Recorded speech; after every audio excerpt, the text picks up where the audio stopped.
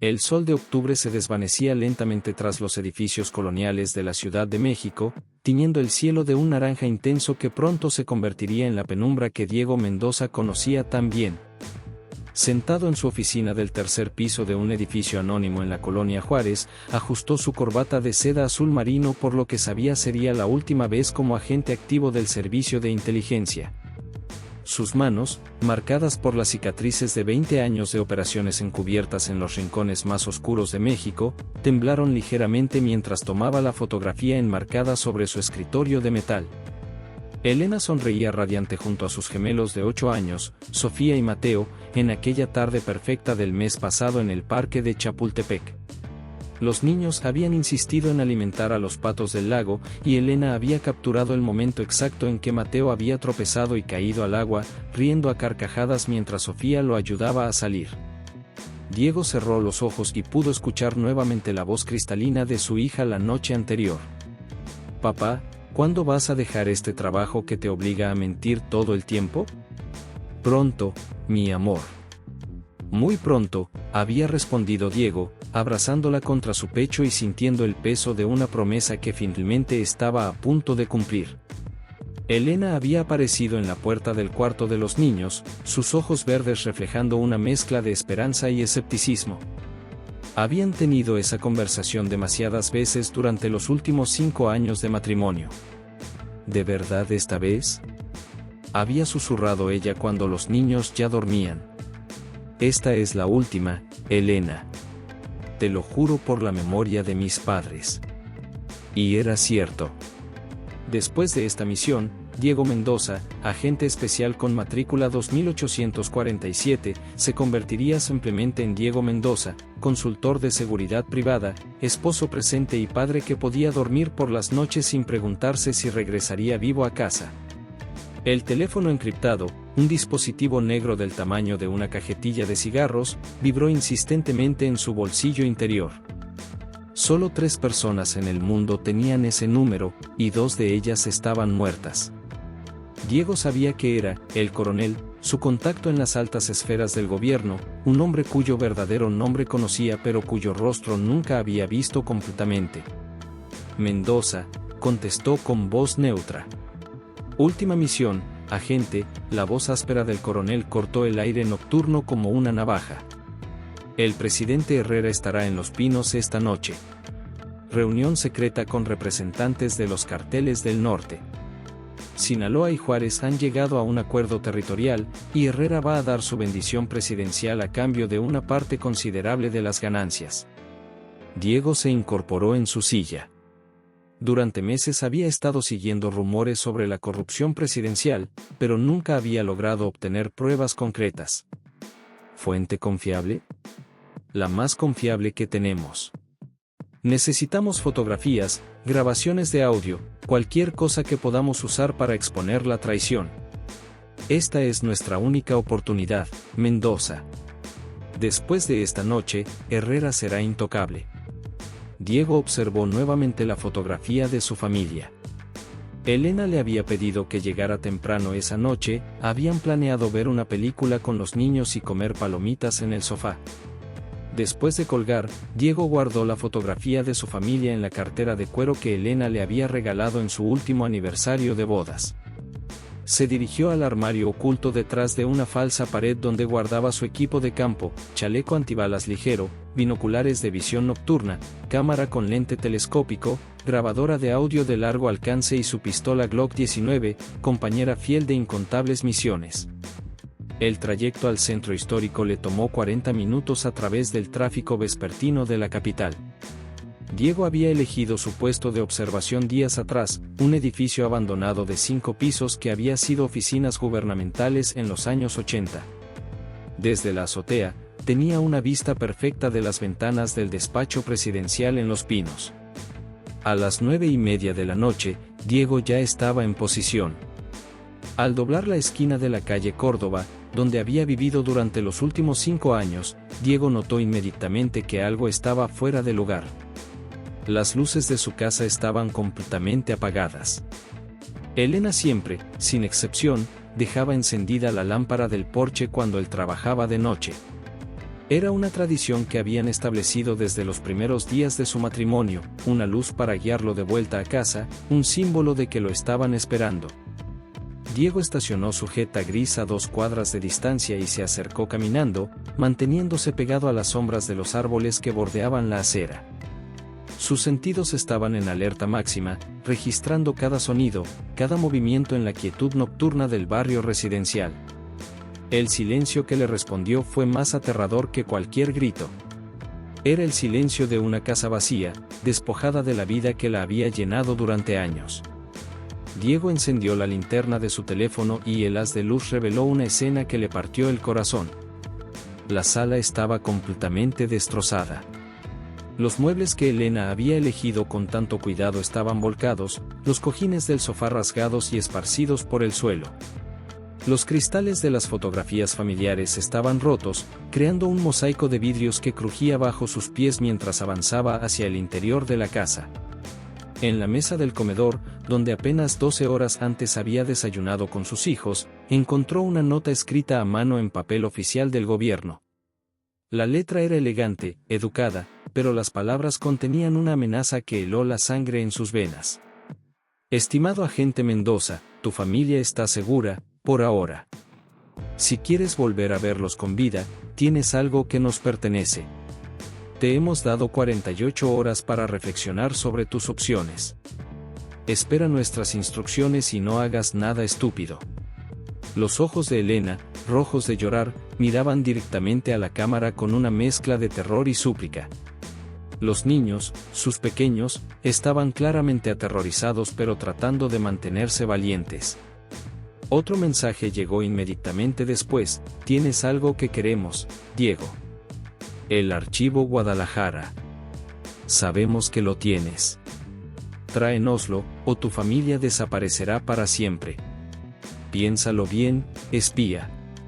Has dedicado tu vida a servir a tu país. Ahora es momento de decidir qué es más importante, tu lealtad al gobierno o el amor por tu familia. Diego se dejó caer en una silla que había quedado en pie y enterró el rostro entre las manos. El archivo Guadalajara.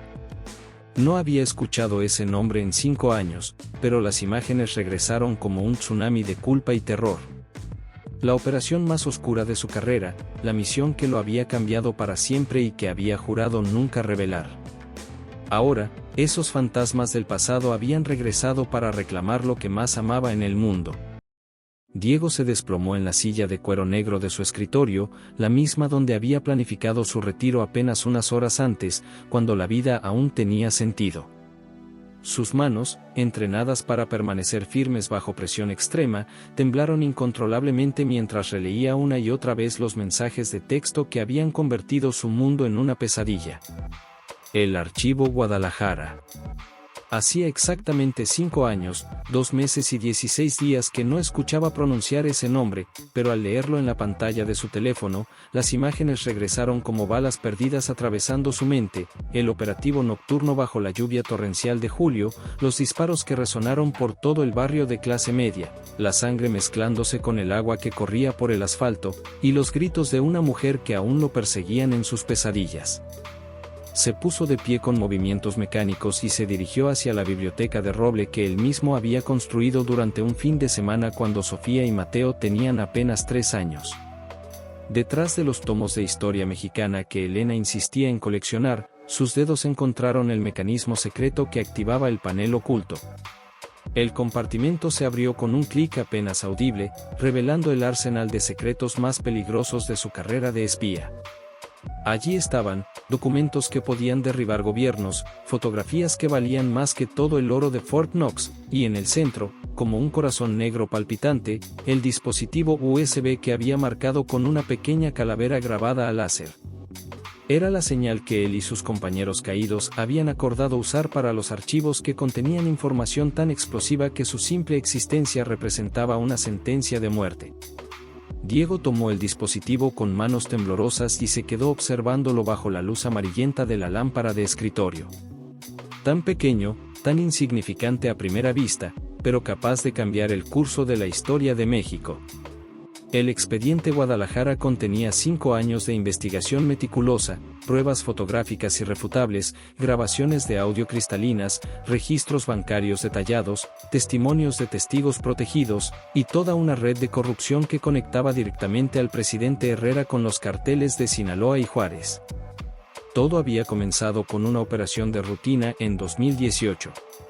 Diego había sido enviado a infiltrar una célula del cártel que supuestamente estaba planeando atentar contra funcionarios gubernamentales en Guadalajara.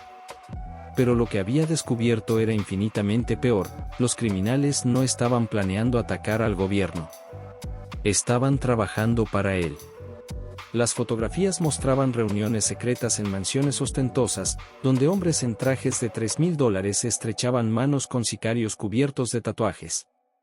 Las grabaciones contenían conversaciones donde se hablaba abiertamente de eliminar periodistas molestos, jueces incorruptibles y activistas de derechos humanos. Los registros bancarios revelaban transferencias millonarias desde cuentas en las Islas Caimán hasta las arcas personales de políticos de alto nivel. Las usa para interrogatorios especiales. Están en Xochimilco, cerca de las chinampas abandonadas del sector sur. ¿Cómo demonios sabes eso? Carmen lo miró por primera vez desde que había llegado, y Diego vio en sus ojos una mezcla compleja de dolor, rabia y algo que podría ser perdón. Porque he estado investigando a ese cabrón durante 2 años, hermano. Tengo fuentes dentro de su círculo más íntimo. Una de ellas es Alejandra Vega. El nombre golpeó a Diego como un puñetazo. Alejandra Vega, la mujer de acero, la jefa de seguridad personal del presidente Herrera. Una soldado que había escalado desde Cabo Raso hasta convertirse en la mano derecha del hombre más poderoso del país. Implacable en sus métodos, brillante en su estrategia, y según todos los informes de inteligencia, absolutamente leal a Herrera hasta la muerte. ¿Alejandra Vega trabaja contigo? Diego no podía ocultar su incredulidad. Carmen, esa mujer es la definición misma de la lealtad ciega. Ha matado por Herrera. Ha torturado por él. Carmen sonrió por primera vez, pero era una sonrisa amarga, cargada de secretos. Digamos que las cosas no siempre son lo que parecen, hermano. Alejandra tiene sus propias razones muy personales para querer ver caer a Herrera. Razones que involucran a su hermano menor y una bala en la cabeza en un callejón de la colonia Doctores. Diego sintió que el mundo se reordenaba alrededor de él. Si Alejandra Vega, la mano derecha de Herrera, estaba trabajando secretamente contra él. Carmen, si vas a entregar ese archivo, Herrera los matará a todos de cualquier manera. Él no puede permitir que esas pruebas existan, y no puede permitir que haya testigos vivos de esta operación. Entonces, ¿qué sugieres? Carmen encendió otro cigarro y caminó hacia la ventana rota, observando las luces de la ciudad que se extendían hacia el horizonte. Sugiero que los rescatemos primero, hermano. Pero vamos a necesitar ayuda. Y vamos a necesitar un plan que ese hijo de puta nunca vea venir. El teléfono de Diego vibró de nuevo con otro mensaje del secuestrador: 24 horas, Mendoza. Mañana a medianoche, Puente de Xochimilco. Solo tú, solo el archivo. Cualquier truco, cualquier backup, cualquier intento de ser héroe, y tu familia muere. Lentamente. Carmen leyó el mensaje por encima del hombro de Diego, y su sonrisa se volvió feroz, como la de un depredador que ha encontrado finalmente a su presa. Perfecto, dijo, exhalando humo. Exactamente donde pensaba que estarían. Diego, hermano, es hora de que conozcas lo que realmente he estado haciendo estos últimos 3 años. El Café Luna, en el centro histórico de la ciudad, olía a canela y café recién tostado cuando Mateo se sentó en una mesa del rincón. Era apenas las 6 de la mañana, pero ya había llamado a Elena Morales, su antigua compañera de la Academia de Inteligencia y ahora investigadora privada. Elena llegó puntual, como siempre. Sus 38 años se notaban apenas en las pequeñas líneas alrededor de sus ojos verdes, líneas que se habían formado por años de entrecerrar la mirada para leer documentos en la penumbra. Te ves terrible, Mateo, dijo Elena, sentándose frente a él y pidiendo un café americano a la mesera. Secuestraron a Carmen e Isabella. Las palabras salieron de su boca como balas, directas y letales. Elena no se inmutó, pero Mateo notó cómo su mano se tensó alrededor de la taza de café. ¿Cuándo? Anoche. Mientras yo estaba en una misión en Palacio Nacional. Una misión que resultó ser una trampa. Elena asintió lentamente, procesando la información. ¿Qué quieren a cambio? 50 millones de pesos. O información clasificada del gobierno. ¿Tienes alguna pista sobre quién podría ser? Mateo sacó su teléfono y le mostró el mensaje de texto con la dirección del almacén. Quieren que vaya solo esta noche. Pero Elena, hay algo más. La voz en el teléfono mencionó específicamente al presidente Ramírez. Conocían detalles que solo alguien muy cercano al círculo presidencial podría saber. Elena frunció el ceño. ¿Está sugiriendo que el mismo presidente está detrás de esto? No lo sé. Pero la misión de anoche fue un montaje. Me enviaron a espiar una reunión que nunca existió. Y justo cuando llego a casa, mi familia ya no está. Mateo, escúchame bien, Elena se inclinó hacia adelante, bajando la voz. Tengo contactos en la Policía Federal. Podríamos organizar un operativo, rodear el almacén. No. La respuesta de Mateo fue tan vehemente que varias personas en el café voltearon a mirarlos. Si ven alguna señal de que no estoy solo, matarán a mi familia. Elena suspiró profundamente. Entonces necesitamos un plan diferente. Pero primero, tengo que contarte algo que descubrí la semana pasada. Sacó una carpeta delgada de su bolso y la deslizó sobre la mesa. He estado investigando una red de corrupción que involucra a varios funcionarios de alto nivel. El presidente Ramírez está en el centro de todo esto, Mateo. Lavado de dinero, tráfico de influencias, conexiones con carteles. Todo está aquí. Mateo abrió la carpeta y sus ojos se ampliaron.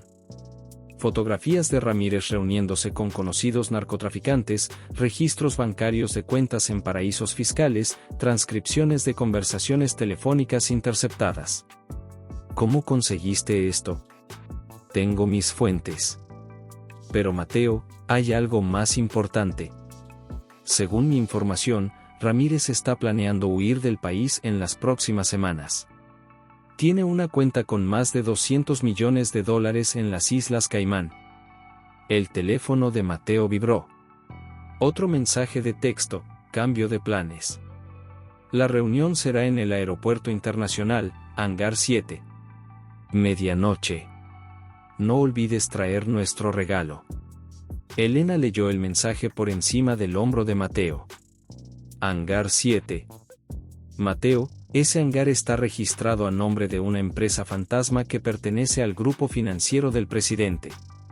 Los dos se miraron en silencio por un momento, y Mateo sintió como si todas las piezas de un rompecabezas macabro comenzaran a encajar. Elena, creo que el mismo presidente Ramírez tiene a mi familia. El Hangar 7 del Aeropuerto Internacional de la Ciudad de México se alzaba como una bestia metálica contra el cielo estrellado. Mateo llegó 15 minutos antes de la medianoche, llevando consigo una copia de los archivos más sensibles que poseía, aunque no los originales.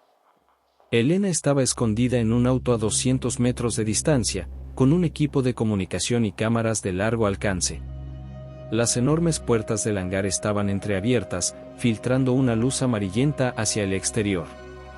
Mateo respiró profundamente y caminó hacia la entrada. En el interior, un jet privado ocupaba el centro del espacio. Alrededor del avión, varios hombres armados montaban guardia.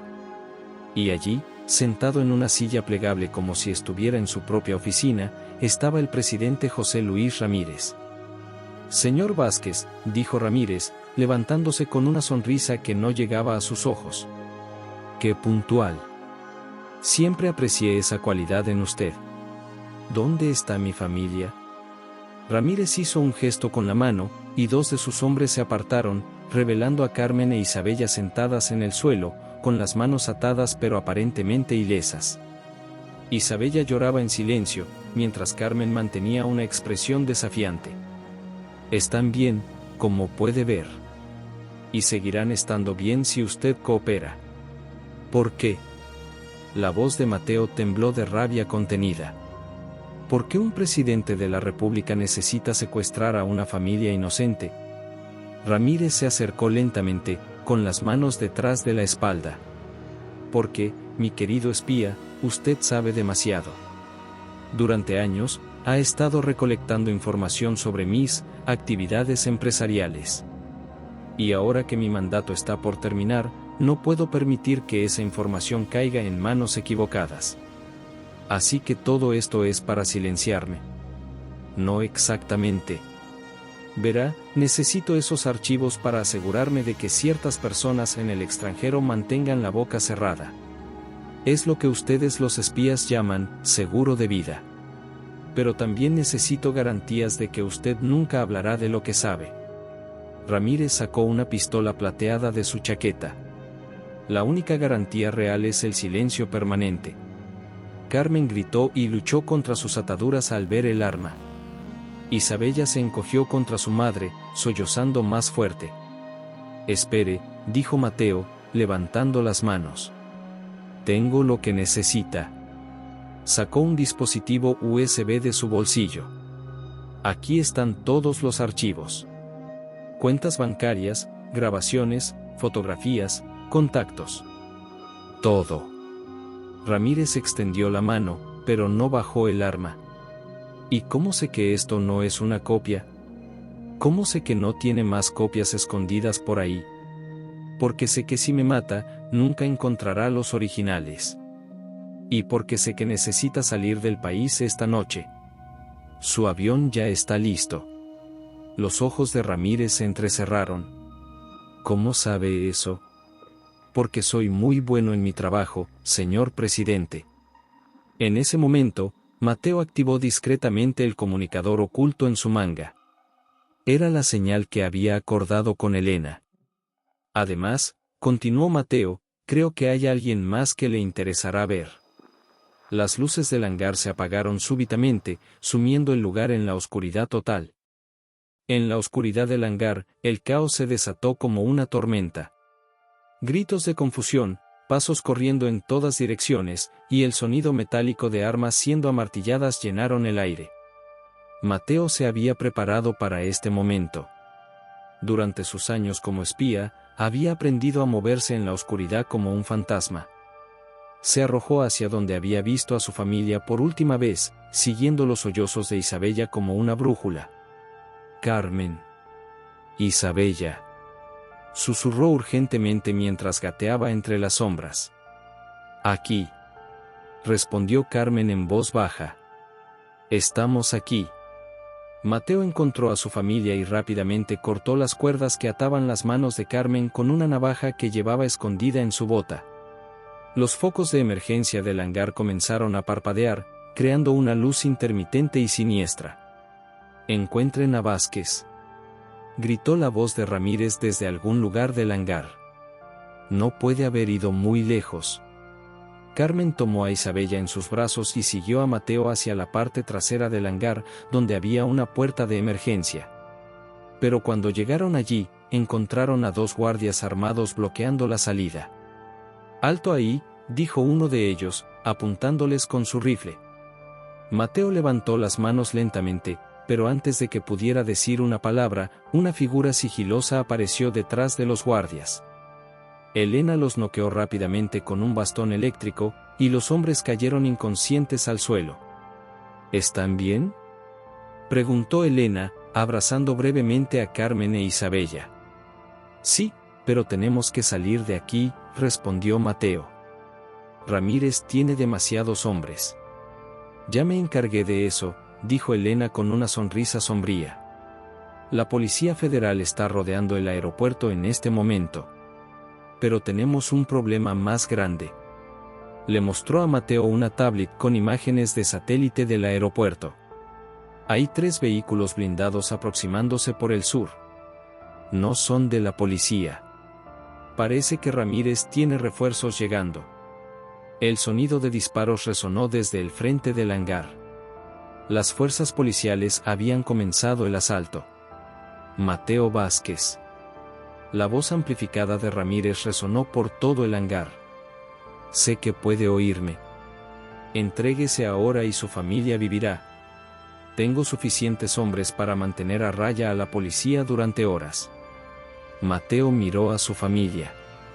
Carmen tenía una expresión determinada en el rostro, mientras sostenía a Isabella, quien había dejado de llorar y ahora lo miraba con ojos grandes y asustados. Papá, susurró Isabella, ¿qué va a pasar? Mateo se arrodilló frente a su hija y tomó sus pequeñas manos. Todo va a estar bien, mi amor. Pero papá tiene que terminar algo importante. Se volvió hacia Elena. Sácalas de aquí. Llévelas al punto de extracción que acordamos. ¿Y tú qué vas a hacer? Mateo sonrió, pero había algo peligroso en su expresión. Voy a darle al presidente exactamente lo que quiere. Sacó el USB real de un compartimento secreto en su cinturón y se lo entregó a Elena. Pero este dispositivo que le di antes era falso. Este es el real. Si algo me pasa, úsalo. Mateo, no. Es la única manera. Él no se detendrá hasta tenerlo. Y mientras esté concentrado en mí, ustedes podrán escapar. Carmen se acercó y lo besó firmemente. Más te vale regresar a casa, espía, le susurró al oído. Mateo las vio alejarse hacia la salida de emergencia, luego caminó de vuelta hacia el centro del hangar, donde las luces intermitentes creaban un ambiente de pesadilla. Presidente Ramírez. Gritó. Tengo lo que quiere. Pero quiero hacer un trato. El presidente Ramírez emergió de las sombras del hangar como un depredador que ha olido sangre. Sus hombres lo flanqueaban en perfecta formación militar, manteniendo sus armas automáticas apuntadas hacia Mateo, quien permanecía en pie en el centro del espacio iluminado por las luces de emergencia que parpadeaban como latidos de corazón enfermo. Señor Vázquez, dijo Ramírez, con su sonrisa política perfectamente ensayada, esa misma sonrisa que había conquistado a millones de votantes 6 años atrás. Me alegra ver que finalmente ha entrado en razón. Aunque debo confesar que esperaba un poco más de resistencia de parte del famoso espía que ha estado husmeando en mis asuntos durante tanto tiempo. Mateo estudió cuidadosamente la situación. Contó 8 hombres armados, todos con equipamiento militar de primera clase. Chalecos antibalas, visores nocturnos, comunicadores de alta frecuencia. Esto no era una operación improvisada de secuestradores comunes. Era una operación presidencial en toda regla. Quiero hacer un intercambio, respondió Mateo, sacando lentamente el USB real de su bolsillo, el dispositivo que había mantenido oculto durante toda la confrontación. Esto por mi vida. Pero primero, necesito entender algo que me ha estado carcomiendo desde que comenzó todo esto. ¿Por qué? ¿Por qué un presidente de la República, un hombre que juró proteger y servir a su pueblo, se convierte en un criminal común? Ramírez se rió con una amargura que parecía venir desde lo más profundo de su alma. Era una risa que hablaba de desilusiones acumuladas, de promesas rotas, de ideales muertos y enterrados bajo el peso de la realidad política.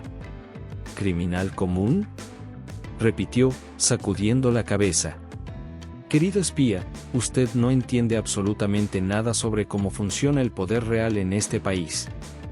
Durante 6 largos años, he tenido que sonreír a las cámaras cada mañana, estrechar las manos sudorosas de políticos que venden a su propia madre por un puesto en el gobierno, fingir que me preocupo por las promesas de campaña que sabía desde el principio que jamás podría cumplir. He tenido que negociar con narcotraficantes que tienen más poder económico que el mismo Estado, con empresarios que chantajean al gobierno con llevarse sus inversiones a otros países si no reciben los contratos que quieren. El presidente caminó lentamente alrededor de Mateo, como un profesor dando una lección macabra. El verdadero poder, mi ingenuo amigo, no está en los pinos, no está en las reuniones de gabinete ni en los discursos patrióticos. El verdadero poder está en las cuentas bancarias numeradas de Suiza, en los contactos que pueden hacer desaparecer a una persona con una sola llamada telefónica, en la capacidad de mover montañas de dinero a través de paraísos fiscales sin dejar rastro. Así que vendiste a tu propio país, dijo Mateo, sintiendo una mezcla de repugnancia y fascinación mórbida por la confesión que estaba escuchando. Yo salvé a mi propio país. La voz de Ramírez se elevó hasta convertirse en un grito que resonó por todo el hangar. ¿Tiene alguna idea de cuánto dinero he tenido que mover por debajo de la mesa para mantener estable la economía nacional? ¿Cuántas donaciones de carteles he tenido que redirigir discretamente hacia programas sociales para evitar que este país se sumiera en el caos total? ¿Cuántos conflictos internacionales he evitado pagando sobornos a funcionarios extranjeros? Sus ojos brillaban con una intensidad fanática mientras continuaba su monólogo. Cuando asumí la presidencia, México estaba al borde del colapso económico. La deuda externa nos estaba asfixiando, los carteles controlaban más territorio que el mismo ejército, y nuestros socios comerciales internacionales estaban perdiendo la confianza en nuestra capacidad de pago. Yo no soy el villano de esta historia, Vázquez. Soy el único hombre en este país que tuvo los huevos de hacer lo que era necesario para salvar a la nación, aunque eso significara ensuciarse las manos. El sonido de helicópteros comenzó a resonar por encima del hangar, un rugido sordo que se hacía más intenso cada segundo. Las luces de búsqueda comenzaron a filtrarse por las ventanas superiores de la estructura metálica, creando haces luminosos que cortaban la penumbra como espadas de luz. Parece que su tiempo se está agotando muy rápidamente, señor presidente, dijo Mateo, intentando mantener la voz firme a pesar de la tensión que sentía en cada fibra de su cuerpo. No tan rápido, mi querido espía.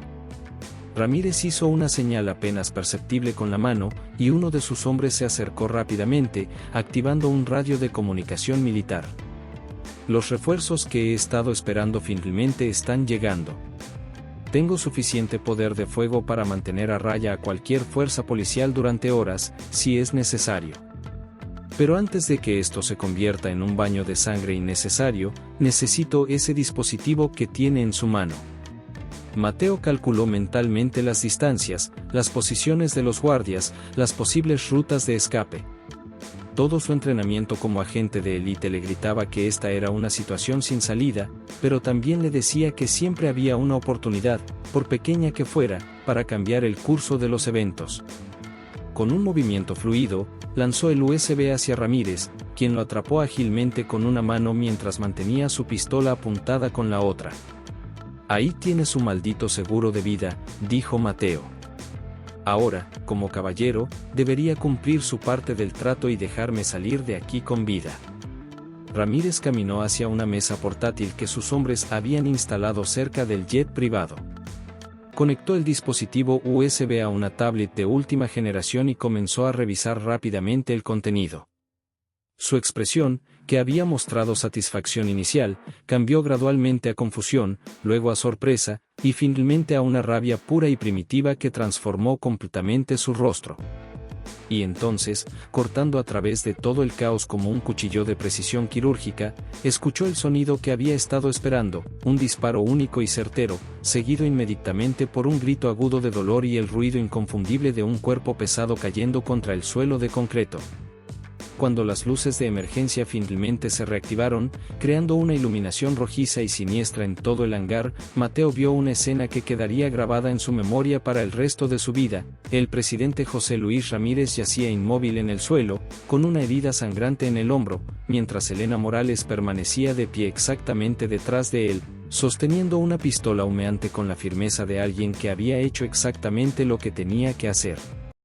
La luz dorada del amanecer se filtraba lentamente a través de las ventanas empañadas del Hospital General de la Ciudad de México cuando Mateo finalmente pudo reunirse con su familia después de 8 horas de interrogatorios, declaraciones formales y procedimientos médicos. Sus ojos ardían por la falta de sueño, pero el alivio que sentía era tan profundo que parecía haberle devuelto la vida a cada célula de su cuerpo.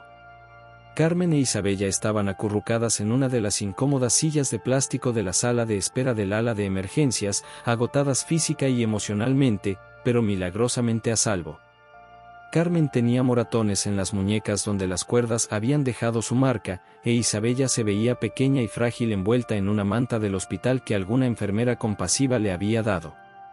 En el momento en que Isabella lo vio aparecer por el largo pasillo de mármol blanco, sus ojos se iluminaron con una mezcla de alivio y alegría que casi rompe el corazón de Mateo.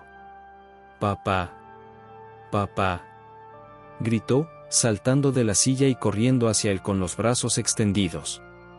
«Pensé que no te volvería a ver nunca más». Mateo se arrodilló justo a tiempo para recibir el impacto de su pequeña hija, abrazándola con una intensidad que nunca antes había sentido. Era como si estuviera tocando un milagro, como si estuviera sosteniendo la prueba viviente de que a veces, muy pocas veces, las cosas salían bien en su mundo de sombras y traiciones. «Estoy aquí, mi amor», susurró contra su cabello. «Papá está aquí y nunca más te voy a dejar sola, te lo prometo». Carmen se acercó más lentamente, con lágrimas corriendo silenciosamente por sus mejillas. Cuando finalmente llegó hasta ellos, se unió al abrazo familiar con una desesperación contenida que hablaba de horas de terror y incertidumbre. «¿Cómo está Ramírez?», preguntó Carmen después de varios minutos, su voz ronca por el llanto y el miedo acumulado. «Los doctores no nos han dicho nada específico, solo que estaba en cirugía». «Estable», respondió Mateo, sentándose en el suelo de la sala de espera para estar a la altura de Isabella, quien se negaba a soltarle la mano. Elena le disparó en el hombro derecho. La bala atravesó músculo y ligamentos, pero no tocó ningún órgano vital. Vivirá para enfrentar juicio, y créeme, va a ser un juicio que sacudirá los cimientos de este país. Pero hay algo más que necesitan saber, continuó Mateo, su expresión volviéndose más seria. Todo esto, todo lo que pasó, no fue simplemente mala suerte o una coincidencia terrible. Antes de que pudiera continuar, Elena apareció en la entrada de la sala de espera, con el rostro serio pero con un brillo de satisfacción en los ojos que Mateo había aprendido a reconocer después de tantos años de trabajo conjunto. Llevaba puesta una chaqueta del FBI y tenía una carpeta gruesa bajo el brazo. «Las autoridades federales han arrestado a 17 cómplices directos del presidente», anunció Elena sin preámbulos, sentándose en una silla frente a la familia. «Incluyendo 3 ministros de Estado, 5 generales del ejército mexicano, 2 gobernadores y 7 directores de empresas estatales. La red de corrupción que descubrimos era incluso más extensa y más profunda de lo que habíamos imaginado en nuestros peores escenarios». «¿Y los archivos que tenía Ramírez?», preguntó Mateo, sintiendo una mezcla de curiosidad profesional y alivio personal. Elena sonrió por primera vez en días, una sonrisa que transformó completamente su rostro cansado. Los archivos que Ramírez creía que eran su seguro de vida, eran apenas la punta del iceberg, Mateo. Con la información que tú recolectaste pacientemente durante estos últimos años, combinada con las investigaciones paralelas que hemos estado conduciendo a nivel internacional, ahora tenemos un mapa completo de toda la estructura criminal. Hablamos de suficientes evidencias documentales para procesar a más de 50 funcionarios de alto nivel, incluyendo conexiones con carteles en Colombia, cuentas bancarias en 6 países diferentes, y una red de lavado de dinero que movía más de $500 millones anuales. Carmen, que había estado escuchando con creciente confusión, finalmente frunció el ceño. «Pero esperen un momento», dijo, levantando la mano como una estudiante en clase. «Si Elena le disparó a Ramírez para salvar a Mateo, ¿cómo es posible que haya llegado hasta el interior del hangar? Yo pensaba que ella estaba coordinando todo el operativo policial desde afuera, desde una distancia segura». Elena y Mateo intercambiaron una mirada cargada de significado, una de esas miradas que pasan entre personas que han compartido secretos peligrosos durante demasiado tiempo. «Carmen», dijo Elena suavemente, con el tono que se usa para revelar verdades dolorosas, «hay algo fundamental sobre toda esta situación que necesitas saber, algo que Mateo y yo no pudimos contarte antes porque tu seguridad dependía de que no supieras demasiado». Elena se inclinó hacia adelante, entrelazando sus dedos como si estuviera a punto de confesar un pecado. Carmen se puso de pie bruscamente, con una expresión de indignación que Mateo nunca había visto en su rostro. ¿Estás diciéndonos que sabías que nos iban a secuestrar? ¿Qué sabías que iban a poner en peligro la vida de mi hija? Sabía que Ramírez iba a intentar algo contra tu familia, admitió Elena, con una honestidad brutal. Pero no sabía exactamente qué, cuándo o cómo. Por eso coordiné que Mateo fuera enviado a esa misión específica en Palacio Nacional esa noche. Necesitaba que él no estuviera en casa cuando Ramírez hiciera su movimiento, pero también necesitaba que estuviera lo suficientemente cerca geográficamente para poder seguir el rastro y responder rápidamente. Mateo sintió una mezcla turbulenta de rabia, traición y extraña comprensión. Mateo besó tiernamente a Carmen e Isabella, abrazándolas una vez más como si quisiera memorizar la sensación. Vuelvo en un momento, mis amores. Todo ha terminado oficialmente, se los prometo con mi vida.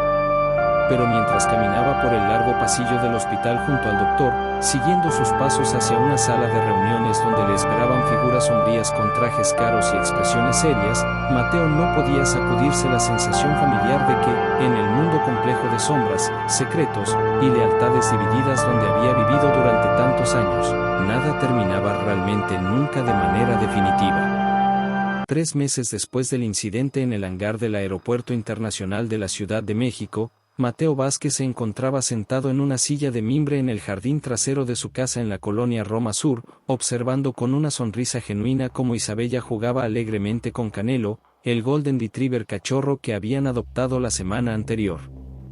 El perro saltaba y corría detrás de una pelota de tenis desgastada, mientras Isabella reía con esa risa cristalina que había estado ausente durante las primeras semanas después del secuestro.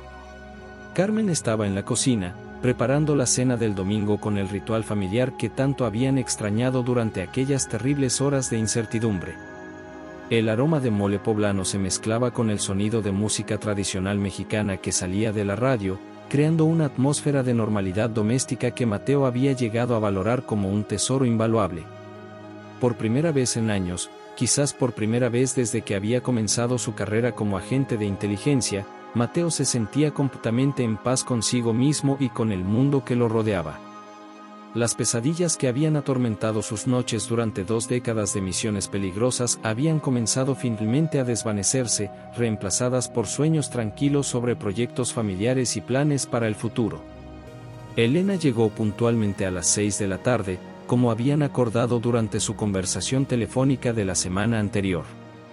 Traía consigo una botella de vino tinto de una viña mexicana en Baja California y una expresión en el rostro que Mateo había aprendido a reconocer después de tantos años de trabajo conjunto. Tenía noticias importantes que compartir, noticias que podrían cambiar el curso de sus vidas una vez más.